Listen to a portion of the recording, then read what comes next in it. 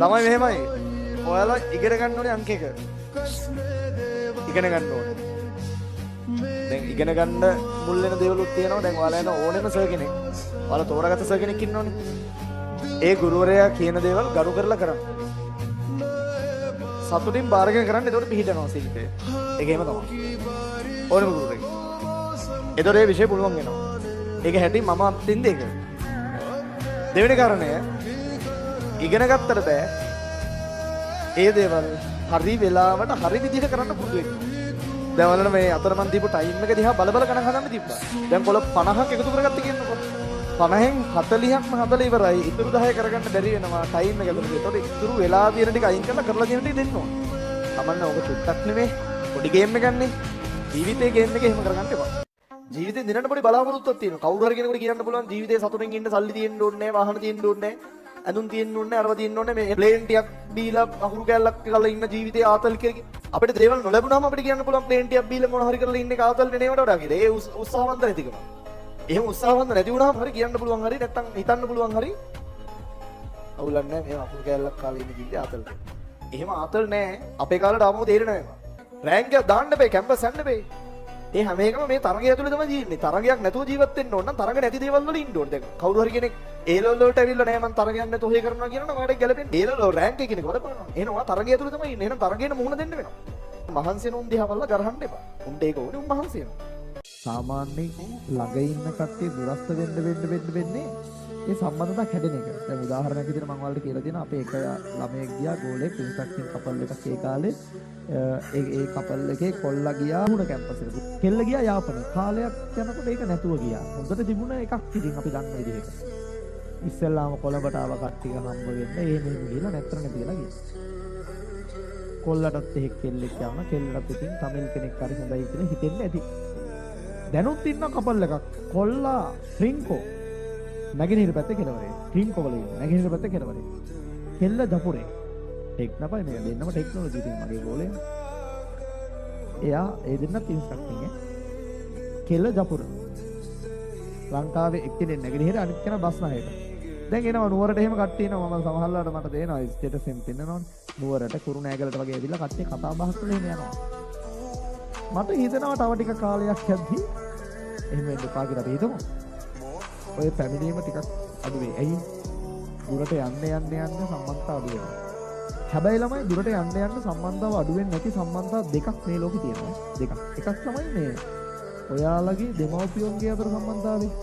දුරට යන්න ශක්තිමත් වෙනවා. ඇයි ඒ? දැන් ගෙදරින්දී අම්මලා ගණන් ගන්න නැහැ නේ. අම්මලාට ඇහෙන්න දාන්න එපා. නෑ මම බයින්නේ නැහැ ඉතින් මම කියත දැන් ගණන් ගන්න නැහැ නේ අම්මා. කැම්පස් කියලා මාස දෙකකින් විතර එන්නකො. හම්බේ අම්මලාගේ තාත්තලාගේ දෙන ආදරේ. ළඟට කෑම එක ගෙනල්ලා බෙදලා ගෙනත් දෙනවා. කනකම් බලාගෙනත් ඉන්න සමාට අඩුපහඩුත් බෙදනවා. තේ ටික වෙලාවකට හදලා දෙනවා. ළඟටම ගෙනත් දෙනවා. සතියක් විතර යනකොට විශේෂයෙන්ම ගෑනුමට තමයි මේක වෙන්නේ. සතියක් විතර යනකොට අම්මා කියනවා උයලා තියෙන බෙදාගෙන කන්න. එහෙම තමයි කියන්නේ. තව සතියක් මාසයක් විතර යනකොට ඔන්න අම්මා කියන්න පටන් ගන්නවා. මේ කැම්පස් ගියා. වැඩක් නැහැ. කැම්පස් උගන්වන්නෙත් නැහැ ගෙදරට ලයින්. ගෙදර වැඩකුත් කරන්නේ නැහැ ෆෝන් එක බොමින්. ඕනනම් මේ ගිහිල්ලා උයනවා මොකක්ද? කිසි වැඩක් කරන්නේ නැහැ. අන්න ඒ ගන්න එනවා. එහෙම තමයි අම්මලා. හේතුව අම්මලා ළඟ ඉන්නකොට එයාලා අපිට වටිනාකමක් දෙනවා. එහෙම තමයි සලකන්නේ. දුරට ගියාම එයාලට අපිව මතක් වෙනවා වැඩි. ඒක තමයි අම්මලාගේ තියෙන ආදරේ. රට එහෙම ගියොත් එහෙම ඔයාලගේ අයියලාක් එහෙම රට ඇතිනේ. කොහොමද ආදරේ? හැමදාම කෝල් එකක් වයි ගන්න ඇති. ඒ හැටි අම්මලා තාත්තලා ආදරේ ළමයි දුරට යන්න වැඩි වෙනවා. ඒ හැටි අනිත් ඒ වගේ කට්ටියගේ තියෙන ආදරේ වගේ නෙමෙයි. අනිත් අයගේ තියෙන ආදරේ වගේ නෙමෙයි අම්මලා තාත්තලා ආදරේ දුරට යන්න වැඩි වෙනවා. මං කිව්වා එහෙම දුරට යන්න වැඩි වෙන සම්බන්ධතා දෙකක් තියෙනවා. ඒක අනිත් එක ළමයි ගුරුත්වාකර්ෂණය. දුරට යන්න එයා ඇද ගන්නවා වැඩි. දුරට යන්න අදිනවා. දුරට යන්න අදිනවා. එහෙම අදින්න එයා ගබඩා කරන ශක්තිය තමයි ගුරුත්වාකර්ෂණ විභව ශක්තිය කියලා කියන්නේ. කියන එක තේරුණානේ? හරි. වෙන දේවල් හොයනවාද? ඒ කියන්නේ ඔයාගෙන් හම්බෙන දේ කොච්චර හම්බුණත් එයාට මදිද? හරි. එහෙම ඒවා හොයන්න. හරි. එහෙම ඒවා හොයලා තීරණයක් ගන්න මෙයා. මෙහෙම කෙනෙක්. දැන් මෙහෙම කෙනෙක් කියලා එහෙම අයිඩෙන්ටිෆයි කරන්න අර වගේ තීරණ ගන්න එපා. ඒවෙන් තීරණ ගත්තොත් සදාසොත්තිය. සදාසොත්තිය. දෙමාපිය තමයි අංක එක ඔය පස්සේ හම්බෙච්ච මේ මාසෙකට කලින් හම්බෙච්ච සතියකට කලින් හම්බෙච්ච මිනිස්සු. දැන් ලොකු චරිත නෙවෙයි. යාළුවාගේ ජීවිතේ ඉන්න සමාජ වල ජීවිතේ නැති කරන්නේ. ඒ වුණාට අනාගතේ ඉන්න බලන්නේ නැති. ඒ වගේ හිතලා ඔයාලගේ දෙමාපියෝන්ගේ බලාපොරොත්තු නැති කරගන්න එපා. ඔයාලා මේ ඊයේ පෙරේද හම්බුනේ ෆෝන් එකේ ඉන්න ඔයාලගේ දෙමාපියෝ බලන් ඉන්න ජයග්‍රහණය නැති කරන්න එපා. ඒක ලොකු ජයග්‍රහණයක්. ඒවා අයින් කරලා වැඩ කරන්න. වර්ධිනව නේද සර් මහන්සි නිසා? නෑ. හැමදාම වර්ධින්නේ. මිනිස්සුන්ට වර්ධිනවා. හැබැයි හැමදාම වර්ධින්නේ නෑ. ඒක මතක තියාගන්න. වර්ධින්න පුළුවන්. හැමදාම වර්ධින්නේ. හැබැයි මිනිස්සු බලන් ඉන්නේ හැමදාම වර්ධිනවා. තමන් වැරදි කියලා තමන් දකින්න නැති තාක්කල්, තමන් පොරක් විදිහට හිතන් ඉන්න තාක්කල් තමන් නිවැරදි වෙන්නෙම නෑ.